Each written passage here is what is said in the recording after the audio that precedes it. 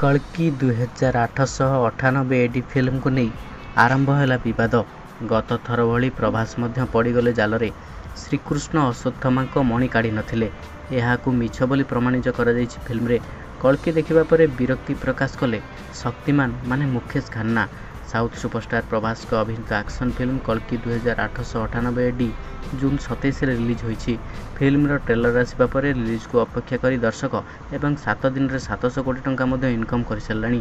ଏପର୍ଯ୍ୟନ୍ତ ଫିଲ୍ମର ସିନେମା ଦେଖିବା ପାଇଁ ଲମ୍ବା ଧାଡ଼ି ଲାଗିଥିଲେ ମଧ୍ୟ ଏବେ ଏହି ଫିଲ୍ମକୁ ନେଇ କିଛିଟା ଗୁରୁତ୍ୱପୂର୍ଣ୍ଣ ତଥ୍ୟ ଆସିଛି ଏବଂ ଅଭିନେତା ମୁକେଶ ଖାନ୍ନା ଫିଲ୍ମର କାହାଣୀକୁ ନେଇ ଆପତ୍ତି ଉଠାଇଛନ୍ତି।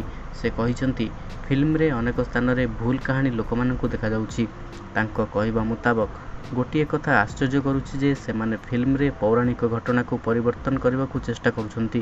ଫିଲ୍ମ ଆରମ୍ଭରେ ଆପଣ ଭଗବାନ କୃଷ୍ଣଙ୍କୁ ଆସି ଅଶ୍ୱତ୍ଥାମାଙ୍କ ଅଭିଶାପ ନେବା ସହ ତାଙ୍କ ମୁଣ୍ଡରୁ ମଣି କାଢ଼ି ନେଉଥିବା ଦେଖୁଛନ୍ତି। ହେଲେ ଏହା ସତ ନୁହେଁ। ମହାଭାରତରେ ଏଭଳି କିଛି ଘଟିନଥିଲା, କିନ୍ତୁ ସେ ପିଲାଦିନରୁ ମହାଭାରତ ପଢ଼ି ଆସିଛନ୍ତି। ସେ କହୁଛନ୍ତି ଯେ ଅଶ୍ୱତ୍ଥାମା ଦ୍ରୌପଦୀଙ୍କ 5 ପିଲାଙ୍କୁ ହତ୍ୟା କରିବା ପରେ ରାଗି ଯାଇଥିଲେ ଦ୍ରୌପଦୀ ମୁଣ୍ଡରେ ଥିବା ପାଣ୍ଡବମାନେ ଅଶ୍ୱତ୍ଥାମାଙ୍କ ପାଖକୁ ଯାଇଥିଲେ ଏବଂ ଶ୍ରୀକୃଷ୍ଣଙ୍କ ନିର୍ଦ୍ଦେଶରେ ଭୀମ ଅଶ୍ୱତ୍ଥାମାଙ୍କ ମଥାରୁ ମଣି କାଢ଼ିଥିଲେ। ସେ ଆହୁରି କହିଛନ୍ତି ଯେ ମଣି କାଢ଼ିବା ପରେ ଶ୍ରୀକୃଷ୍ଣ ଅଶ୍ୱତ୍ଥାମାଙ୍କୁ କହିଛନ୍ତି, ତୁମେ ଅମର। କଳି ଯୁଗରେ କଳ୍କି ଅବତାରରେ ମୋର ଜନ୍ମ ହେବ।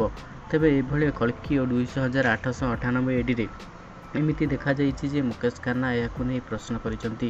ତେବେ ମୁକେଶ ଖାନ୍ନାଙ୍କ ଏହି କଥାକୁ ସହଜରେ ଗ୍ରହଣ କରିପାରୁନାହାନ୍ତି ଦର୍ଶକ, କାରଣ କଳ୍କି ଫିଲ୍ମଟି ବକ୍ସ ଅଫିସରେ ବହୁତ ଜୋରସୋରରେ ଆଗେଇ ଚାଲିଛି। ଏଥିରେ ବହୁତ ବଡ଼ ବଡ଼ ଷ୍ଟାର କାଷ୍ଟ ରହିଥିଲେ ମଧ୍ୟ ଫିଲ୍ମଟିକୁ 500 କୋଟି ଟଙ୍କାର ବଜେଟ୍ ଦେଇ ତିଆରି କରାଯାଇଛି ଏବଂ ପ୍ରଭାସଙ୍କ ଅଭିନୀତ ଫିଲ୍ମ ମାତ୍ର 6 ଦିନରେ ତାହାର ଭରଣା କରିଛି ପଇସା।